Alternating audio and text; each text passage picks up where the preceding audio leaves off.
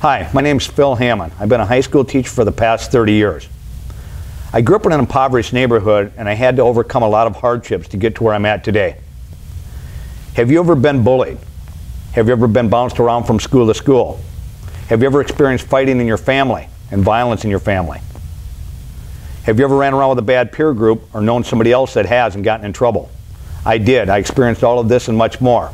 But I found a way to overcome all of these hardships. My memoir, Under the Influence, chronicles my life. And since this video that we're filming is about bullying, I'm going to read a short section out of this book, and then we're going to stop and I'm going to give you some discussion questions about bullying.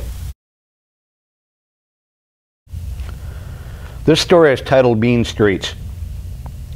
The day was hot and humid. One of those days when you can smell the tar from the road as it bakes in the sun. Smoke from garbage incinerators lingered in the stale air. I walked down the street of my neighborhood shirtless, but wearing a pair of long blue jeans. The sun's heat beat down on my tan back and shoulders. I was on my way to a friend's house when a group of 5 kids came out of nowhere. They were all from my neighborhood and they had me surrounded before I could even think. Fear instantly racked my body since these kids were at least 4 years older than I was, and I knew them to be mean bullies. They closed their circle tighter around me and they began taking turns hitting and kicking me. I knew by experience not to show how frightened I felt. Fear showed weakness, and the bullies from my neighborhood would only be encouraged by tears or cowardice. Nothing would give them more pleasure than to exploit weakness. Cry for us and we'll let you run home, one of the kids taunted. I refused to cry and give them the satisfaction, so the physical abuse continued. Not satisfied with just beating me, this group of kids knocked me to the ground and took a hold of my legs. They pulled me to the edge of the street, where pieces of a pop bottle were shattered in the road. I held my breath, trying to think of ways to protect myself, but there was nothing I could do. I felt the abrasive road on my bare back as they pulled me towards the pile of glass. They began dragging my shirtless body back and forth over the top of this broken glass. It felt like a swarm of hornets stinging me as the razor-sharp shards cut into my flesh. When they saw blood pooling in the street, they ran off, finally leaving me alone. I can still remember the strong smell of blood and seeing it run down my arms and legs, the sight which finally caused me to break down and cry. I was taken to the hospital for multiple stitches. 2 of those kids were sent to the state training school in Plankington, South Dakota for this incident.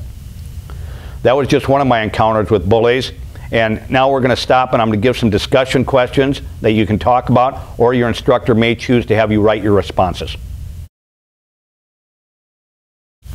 Okay, now for our discussion questions. Number 1, have you ever found yourself in a dangerous situation, and how did you handle it? Number 2, would you describe your neighborhood as functional or dysfunctional, and why? Now, for example, not everyone in my neighborhood was a thug or a bully. There were some pretty good people there, but overall, it was fairly dysfunctional. There was a lot of bad things that took place.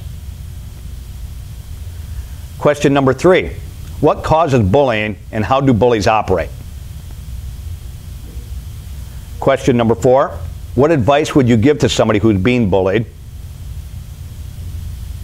And question number 5, what positive things can be done to stop bullying? I know there are several teachers that are using my memoir, Under the Influence, for their life skills in their character education class. They're reading it chapter by chapter, and they're using the memoir to spark discussions. There's family situations, peer interactions, choices good and bad, and then what I did to overcome all of this. Also, one of the things I'm pleased with is that we're seeing reluctant readers read this book 2 and 3 times.